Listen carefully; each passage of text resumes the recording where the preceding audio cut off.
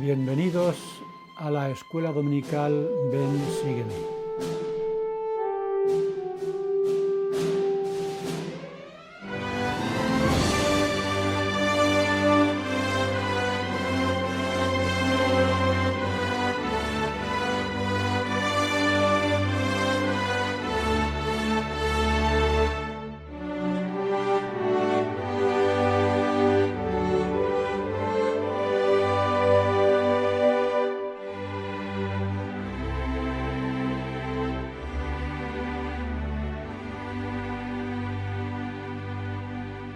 Vimos en la lección anterior cómo la pérdida de las 116 páginas hizo que José Smith perdiera también durante algún tiempo las planchas, el Urim y Tumim y el don de traducción.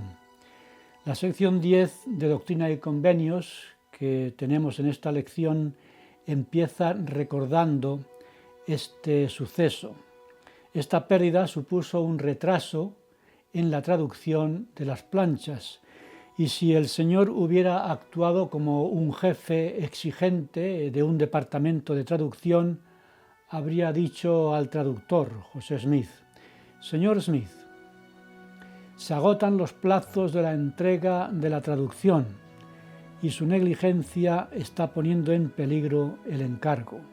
Debe usted dedicar horas extras al trabajo y aumentar el ritmo, traduciendo el doble de páginas por día, si quiere usted conservar su puesto de trabajo». Pero el Señor, después de perdonar el error cometido, le dijo algo diferente. Le dijo así: «Procura ser fiel y sigue hasta concluir el resto de la traducción como has empezado».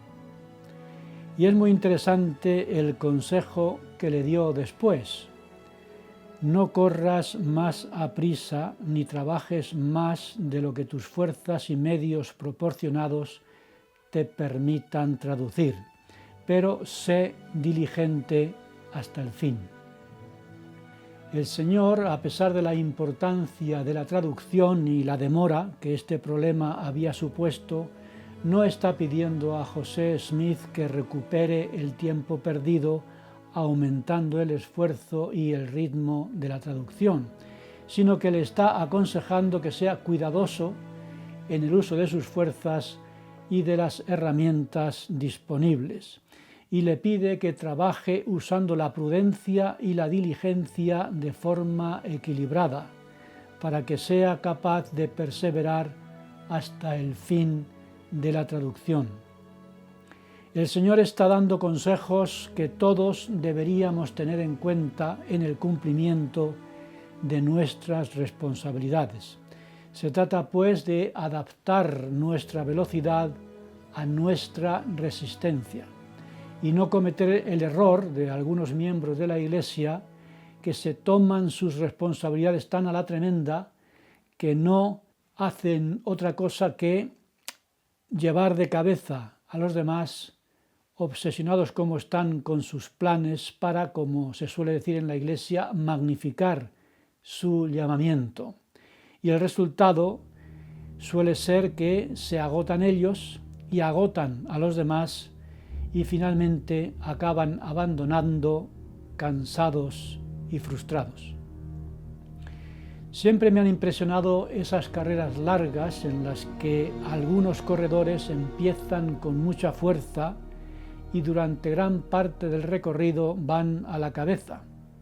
Pero yo veía con gran frustración que algunos de aquellos corredores que empezaban con tanto ánimo acababan en la cuneta agotados y asfixiados, abandonando la competición sin terminar la carrera.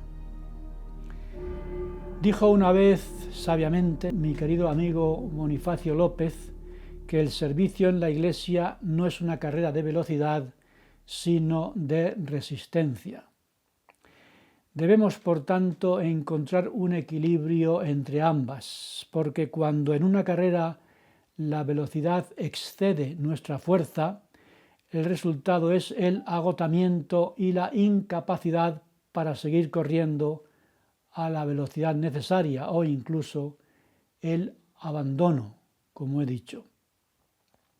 Nefi, en sus enseñanzas finales, casi al final de su vida, habló sobre la doctrina de Cristo, que incluye los primeros principios del Evangelio, la fe en Jesucristo y el arrepentimiento de nuestros pecados, y las primeras ordenanzas, el bautismo y el don del Espíritu Santo. Y añadió, citando las palabras del Padre Celestial, aquel que persevere hasta el fin, éste será salvo. Y esto mismo enseñó el Salvador cuando visitó el continente americano y dijo: «He aquí, yo soy la ley y la luz, mirad hacia mí y perseverad hasta el fin y viviréis, porque al que persevere hasta el fin le daré la vida eterna». Hace ya muchos años, en una lección que no recuerdo si era del sacerdocio o de la escuela dominical, estudiamos el discurso del rey Benjamín a su pueblo.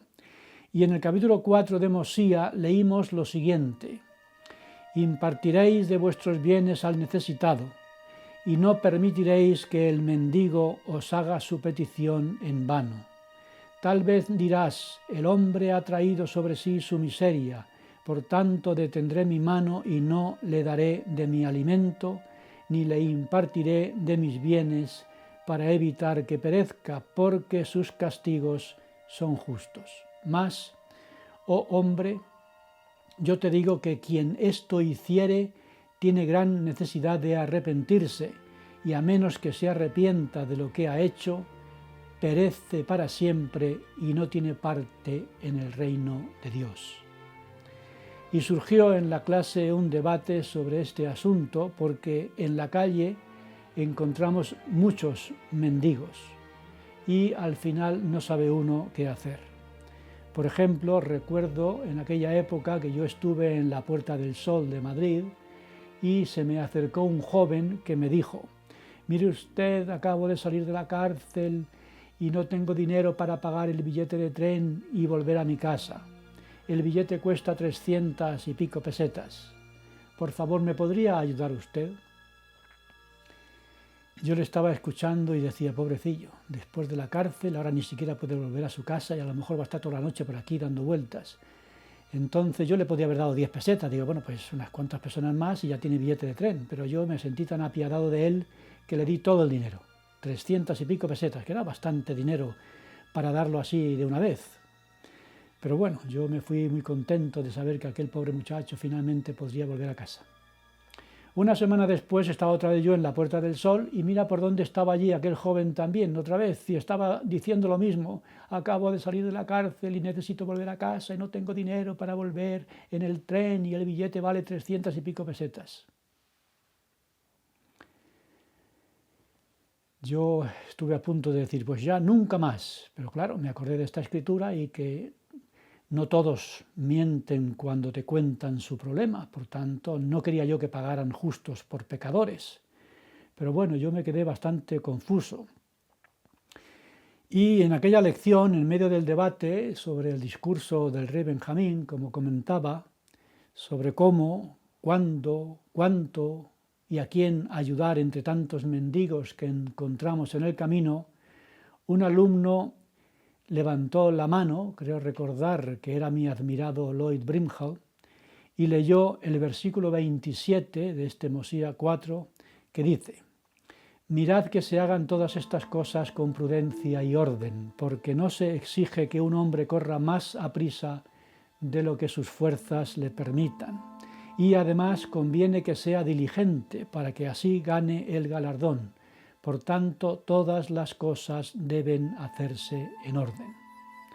Eso ya me aclaró un poquito más lo que estábamos hablando de si dar o no dar siempre que nos piden algo. Este es el mismo consejo que dio el Señor a José Smith sobre el trabajo de la traducción de las planchas del Libro de Mormón. Y el elder Neil A. Maxwell dijo lo siguiente sobre este asunto: «Cuando nuestro ritmo excede nuestra fuerza y nuestros medios, el resultado es la postración en vez de la dedicación constante. Las indicaciones sobre estos asuntos se nos pueden dar y se nos dan mediante el proceso de la inspiración privada. Es decir, que tenemos que pedir a Dios que nos inspire la forma de cumplir con nuestros deberes de la manera más eficiente, adaptada a nuestra capacidad individual. Por eso, después de pedir a José Smith que fuera diligente y prudente para que se pudiera así perseverar, o para que pudiera él perseverar hasta el fin, le dio el siguiente consejo: ora siempre para que salgas triunfante, sí, para que venzas a Satanás y te libres de las manos de los siervos de Satanás que apoyan su obra. Y añadió que esos siervos de Satanás han procurado destruirte. El Señor conoce nuestras debilidades y las fuerzas que influyen en nosotros como seres humanos al enfrentar los desafíos de este mundo, y nos pide que usemos la oración como ayuda para recibir la energía necesaria para perseverar en la carrera de la vida y vencer el agotamiento que nos podría hacer abandonar. ¿De qué manera la oración constante nos ayuda a esforzarnos con mayor ánimo cuando venga la tentación de abandonar la carrera? La oración constante nos ayuda a cumplir el convenio que hicimos al bautizarnos y que renovamos cuando tomamos la Santa Cena todos los domingos, de recordar al Señor siempre y tener de esa manera el imprescindible apoyo o la imprescindible ayuda de su Espíritu, porque Él es nuestra verdadera y única seguridad.